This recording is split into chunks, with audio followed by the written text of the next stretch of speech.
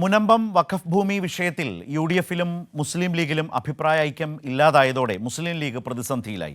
മുനമ്പം വിഷയത്തിൽ പരസ്യ പ്രതികരണം വേണ്ടെന്ന് നേതാക്കൾക്കും പ്രവർത്തകർക്കും സാദിഖ് അലി ശിഹാബ് തങ്ങൾ നിർദ്ദേശം നൽകി. മുനമ്പത്തേത് വഖഫ് ഭൂമിയാണെന്ന മുസ്ലിം ലീഗിന്റെ അഭിപ്രായം യു.ഡി.എഫിന്റെ കെട്ടുറപ്പിനെ ബാധിക്കുമെന്നാണ് കോൺഗ്രസ് നിലപാട്.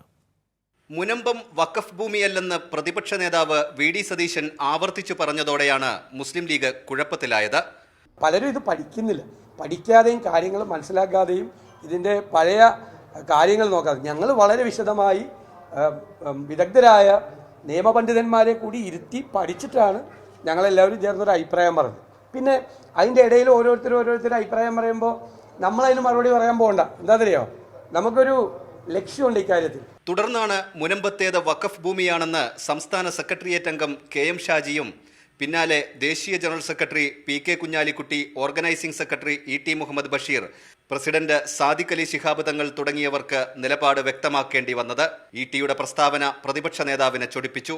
പ്രതിപക്ഷ നേതാവ് ആരായിരുന്നല്ലോ, പ്രതിപക്ഷ നേതാവെന്നല്ല, ഞങ്ങൾക്കുള്ള സമീപന രീതി ഇതാണ്. പ്രതിപക്ഷ നേതാവെന്ന് മാത്രമല്ല, ആരായിരുന്നാലും ഇത് വഖഫ് സ്വത്തല്ല എന്ന് പറയുന്നത് ശരിയല്ലെന്നാണ് ഞങ്ങൾ പറഞ്ഞിട്ടുള്ളത്.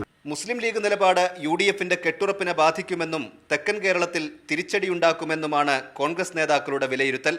ഇതറിയിച്ചതോടെയാണ് പരസ്യ പ്രസ്താവനയ്ക്ക് മുസ്ലിം ലീഗ് വിലക്കേർപ്പെടുത്തിയത്. കാരണം മുസ്ലിം ലീഗിൻ്റെ ഒരു പ്രാതിനിധ്യം അതാണത്. അപ്പോൾ അതുകൊണ്ട് തന്നെ ആ വിഷയത്തിൽ ഒരു തീരുമാനം നേരത്തെ തന്നെ ലീഗ് എടുത്തിട്ടുണ്ട്. അത് തന്നെയാണ് മുസ്ലിം ലീഗ് തീരുമാനം. അതല്ലാത്ത അഭിപ്രായങ്ങളൊന്നും മുസ്ലിം ലീഗിൻ്റെ അഭിപ്രായമല്ല. ഇനി ഈ കാര്യത്തിൽ മറ്റൊരു പ്രതികരണവും മുസ്ലിം ലീഗിൻ്റെ ഭാഗത്തുനിന്ന് ഉണ്ടാവുകയില്ല. മുസ്ലിം സംഘടനകളെ കേൾക്കാതിരിക്കാൻ മുസ്ലിം ലീഗിനുമാവില്ല. ഇതോടെ മുനമ്പം വിഷയം യു.ഡി.എഫിൽ മുസ്ലിം ലീഗ് കോൺഗ്രസ് തർക്കത്തിനു കൂടി വഴി തുറന്നു കഴിഞ്ഞു. കൈരളി ന്യൂസ്, മലപ്പുറം.